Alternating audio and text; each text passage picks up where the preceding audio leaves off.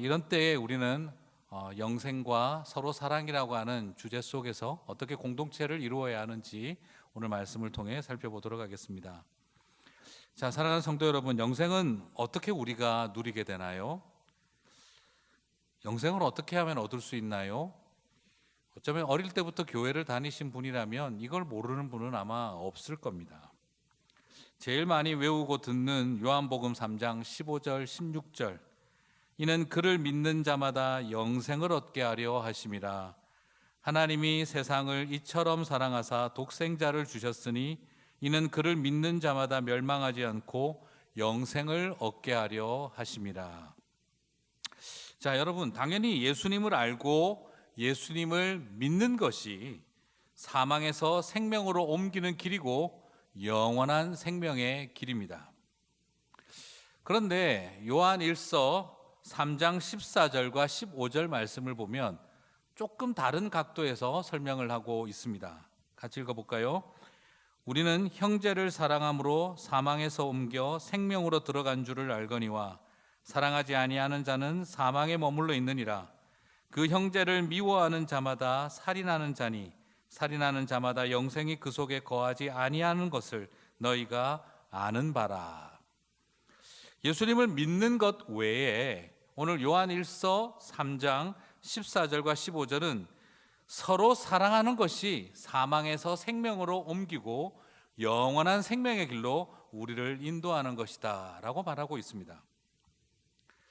자, 성경에서 영생이라는 말은 요한이 가장 많이 했습니다.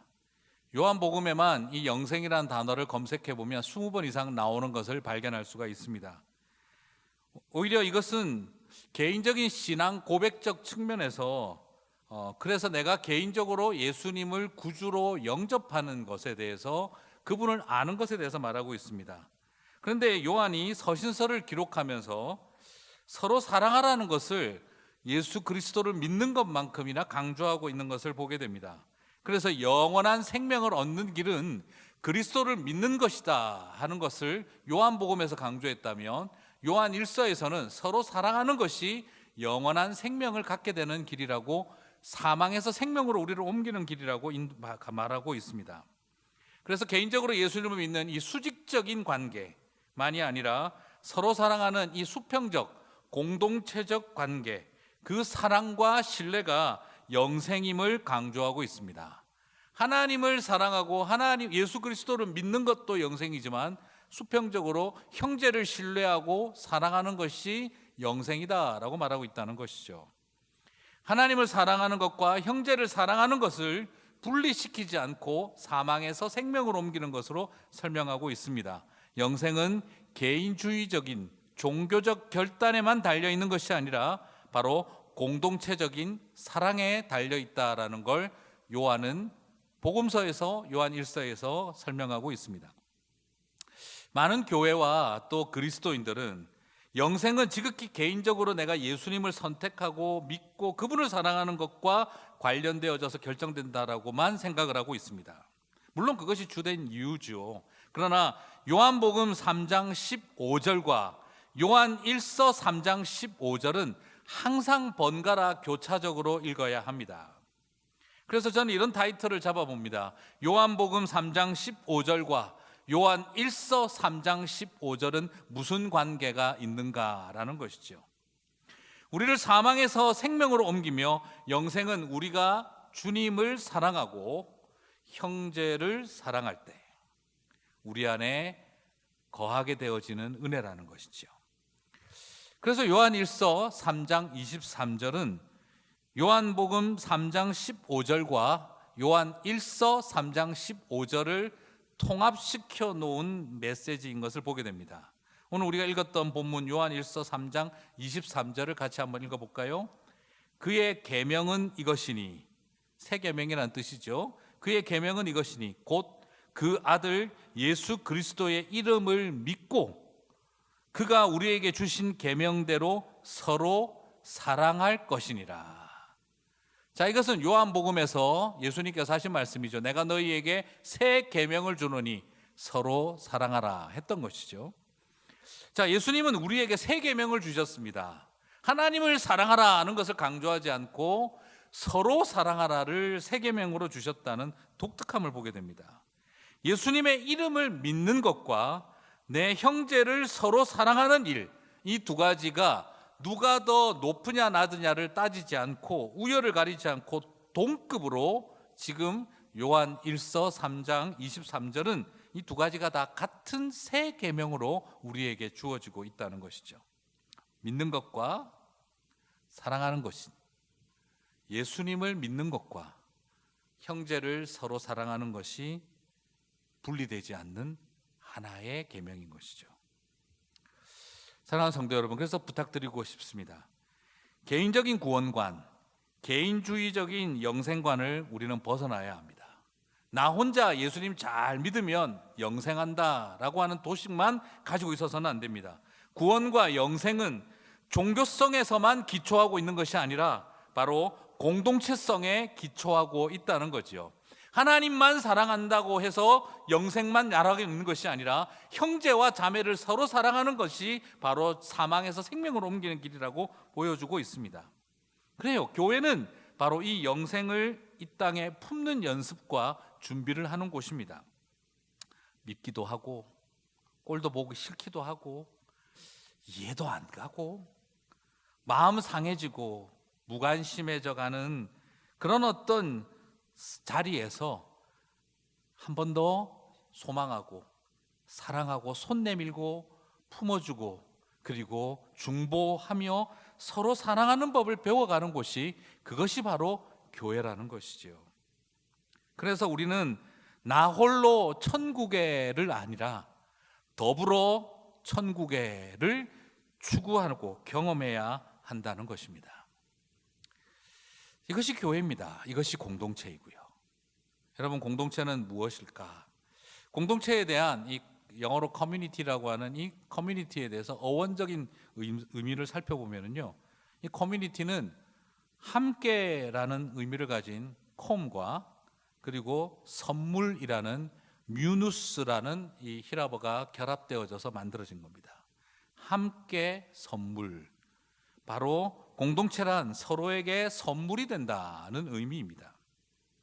내가 다른 사람에게 선물이 되어지고 다른 사람이 또 다른 사람에게 선물이 되어질 때 우리는 그것을 공동체다라고 말한다는 거예요. 목사가 교인에게 선물이 되고 교인이 목사에게 선물이 됩니다. 교인이 교인에게 선물이 되고 그리고 교회가 이웃과 그리고 지역사회 공동체에게 선물이 되어질 때 우리는 그것을 공동체다라고 한다는 것이죠. 우리가 공동체를 이룬다면 이렇게 교회 안에서 이웃을 향한 그리고 서로를 향한 연약하고 힘들고 어려운 사람들을 향한 선물이 우리는 되어야 합니다. 오늘 우리는 그래서 질문해 봐야 합니다. 나는 그분에게 선물이 되었을까? 사역하고 일하느라 서로를 너무 도구로 인식했던 것은 아닐까? 그래서 우리의 사역과 스타일과 문화적인 차이와 서로에 대한 호감도의 차이 때문에 부딪히고 평가하고 그리고 지적하고 있었던 것만은 아닐까? 우리는 과연 서로에게 선물이었을까 하는 질문을 던지게 됩니다. 가정으로 돌아가서도 마찬가지 아니겠습니까? 나는 사랑하는 그대에게 선물이 되었을까? 바쁘게 살다 보니 미안해서 선물은 주고 돈은 주었는데 과연 나라고 하는 존재가 사랑하는 가족들에게, 배우자에게, 자녀들에게 선물이 되었을까? 참 어려운 질문이지만 우리는 질문을 던져야 합니다. 최소한 우리가 가정을 공동체라고 부르려고 한다면 남편은 아내에게, 아내는 남편에게, 그리고 아빠는 자녀들에게, 자녀들은 아빠에게, 엄마는 아이들에게, 아이들은 엄마에게 서로에게 선물이었을까? 이것은 선물을 준다는 것은 일부를 준다는 것이 아닙니다. 바로 전 인격과 총체적 삶을 선물로 주어지게 된다는 것이죠. 그래서 저는 앞에서 본 것처럼 교회 공동체가 영원한 생명, 구원의 선물이 되는 통로가 되어야 할 이유를 우리는 찾아야 된다라고 말씀드리고 싶습니다.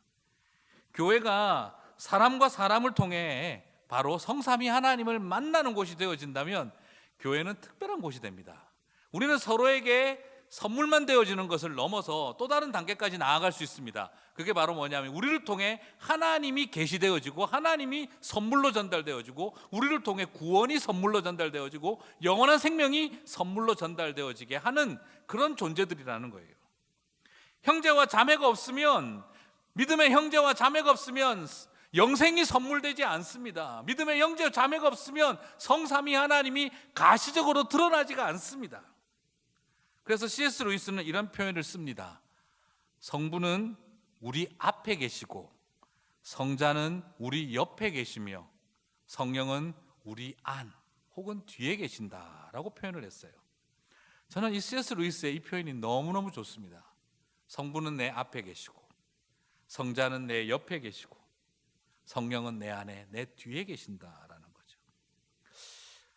송영원 목사님은 재난과 교회라고 하는 책에서 이 C.S. 루이스의 인사이트를 통해서 교회가 무엇인지를 설명을 합니다. 교회는 삼위일체 하나님의 지상적 반영입니다. 리플렉션이라는 거예요. 형제 1 앞에, 제가 형제 1이라면 형제 1 앞에 있는 형제 2 안에 성부가 계신다는 거죠. C.S. 루이스의 표현대로 우리의 앞에 성부께서 계시고, 그러면 내 앞에 있는 형제에게는 그 안에 성부가 계신 것이죠. 그러면 그 안에 계시는 성령님과 성부가 한 하나님이라는 거죠. 그리고 형제 1 뒤에 있는 형제 1 옆에 있는 형제 3에게는 성자께서 현존하고 계시고, 형제 1 뒤에 있는 형제 4 안에는 성령님이 현존하고 계시기 때문입니다. 우리 앞에, 옆에, 안과 뒤에서 자기를 내어주시는 성삼위 하나님으로 인해 우리는 서로에게 신적 거울이 되어집니다. 우리가 서로에게 하나님을 비추는 신적 거울이 되는 사건을 우리는 그것을 교회라고 합니다 라고 말하고 있어요. 참 놀랍죠. 내 앞에 성부께서 계시니 내 앞에 있는 형제 안에 성령님이 계시듯, 내 안에 성령님이 계신 것처럼 내 앞에 있는 형제 이 앞에 내가 있으니 내 안에는 성부께서 계신 것이고, 그러므로 성부 하나님과 성령 하나님이 한 하나님이시고, 아이고 뭔 소리 하는지 하나도 모르겠다 생각하시면 지금 앞에 서로 서가지고 한번 해보세요. 이것이 삼위일체가 우리 안에서 서로를 향해 신적 거울로 미러링하고 있다라는 겁니다. 그래서 교회는 하나님을 보여주고 성삼위 하나님이 서로를 향해 미러링 해주게 하는 그런 통로가, 그게 바로 교회라는 겁니다. 이것을 요한이 잘 표현하고 있습니다. 오늘 우리가 읽은 본문 요한 1서 3장 23절과 24절을 한번 보실까요? 바로 오늘 C.S. 루이스의 이 말을 염두에 두시고 한번 읽어보시기를 바랍니다. 같이 읽겠습니다. 그의 계명은 이것이니 곧 그 아들 예수 그리스도의 이름을 믿고 그가 우리에게 주신 계명대로 서로 사랑할 것이니라. 그의 계명을 지키는 자는 주 안에 거하고 주는 그의 안에 거하시나니 우리에게 주신 성령으로 말미암아 그가 우리 안에 거하시는 줄을 우리가 아느니라. 서로 사랑하면 내 안에 주 있고 주 안에 나 있다.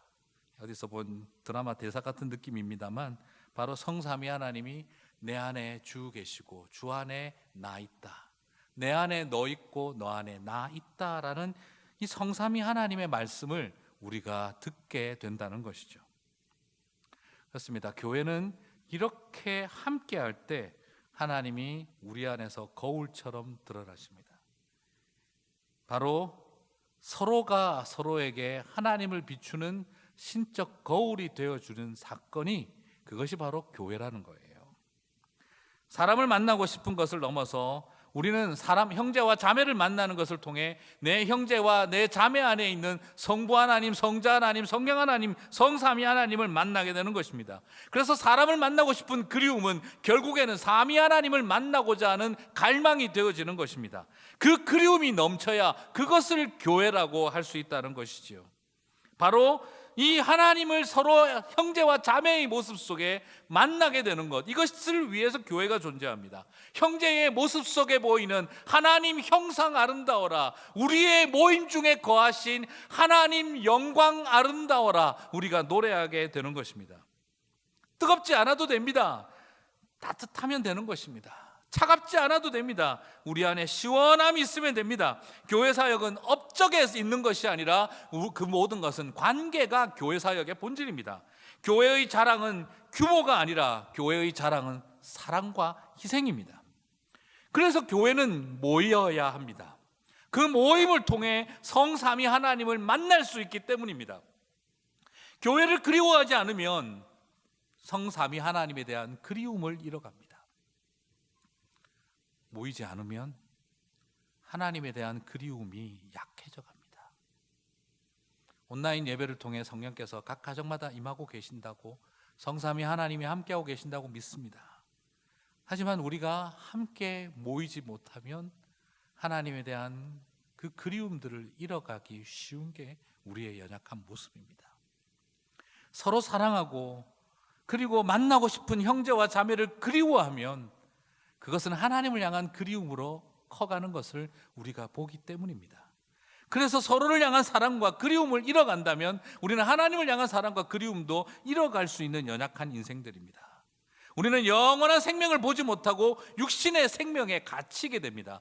그래서 교회는 모여서 사랑하고 그리워해야 하는 곳입니다.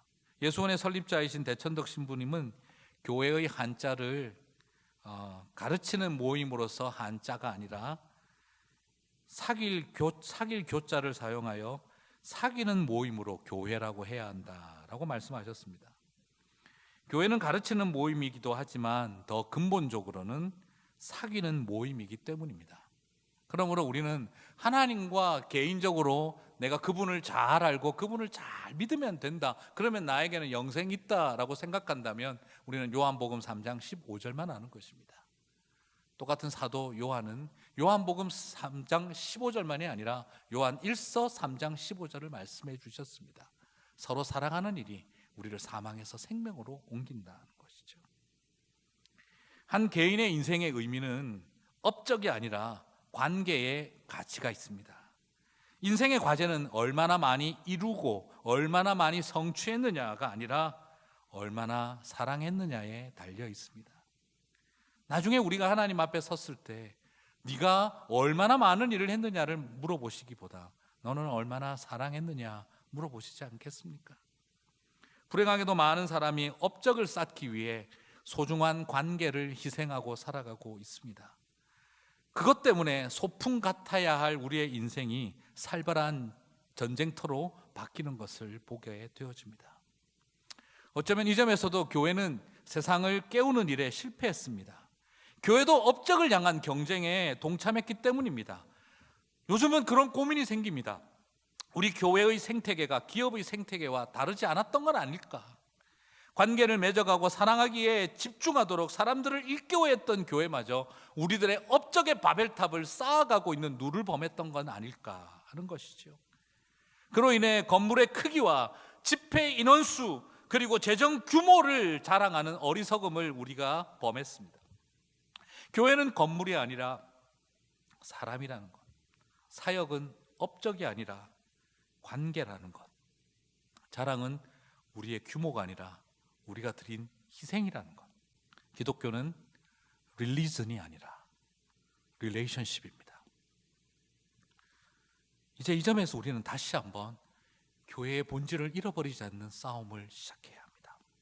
요한계시록 3장 20절을 보면 그렇게 말씀합니다. 볼지어다 내가 문 밖에 서서 두드리노니 누구든지 내 음성을 듣고 문을 열면 내가 그에게로 들어가 그와 더불어 먹고 그는 나와 더불어 먹으리라. 뜨겁지도 차갑지도 않은 라오디게아 교회, 칭찬할 게 하나도 없었던 라오디게아 교회, 금융의 중심지로 큰 부를 누리고 있었으나 굶주린 자들이라고 말씀은 단언했습니다. 안약을 자랑하며 최고의 안과 병원이 있는 것을 자랑하던 라오디게아를 향해서 눈먼 것을 알지 못하느냐라고 도전하셨습니다.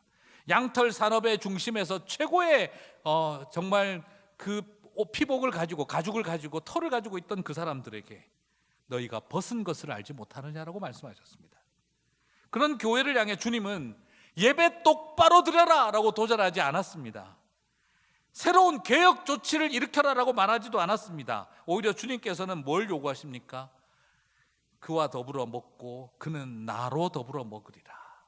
식탁의 교제를 하는 것을 이 라오디게아 교회가 회복되는 이야기로 설명을 하고 있습니다. 왜 그러셨을까요?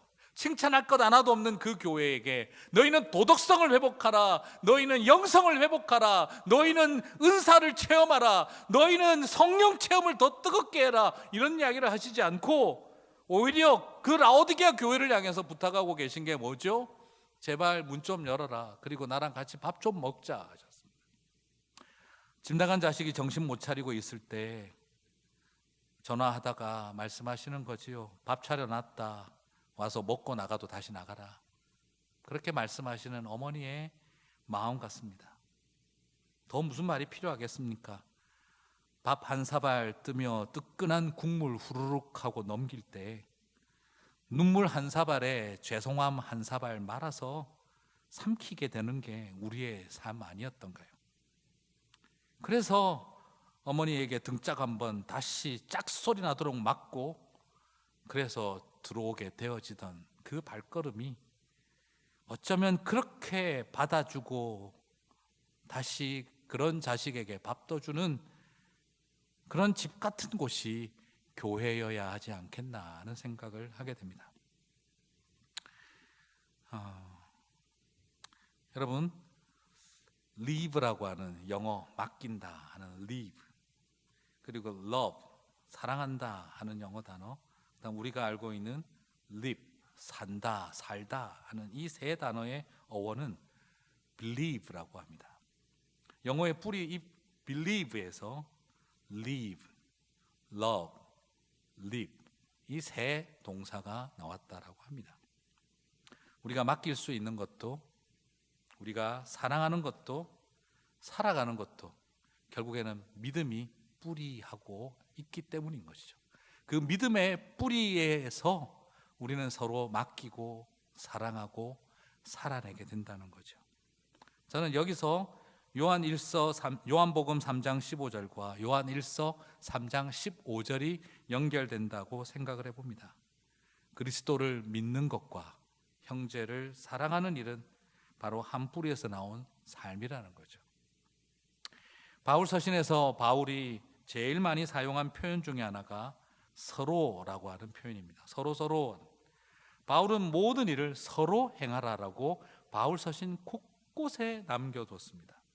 그래서 사도 바울의 바울 서신을 보면 제일 많이 나오는 표현 중에 하나가 서로라는 표현입니다.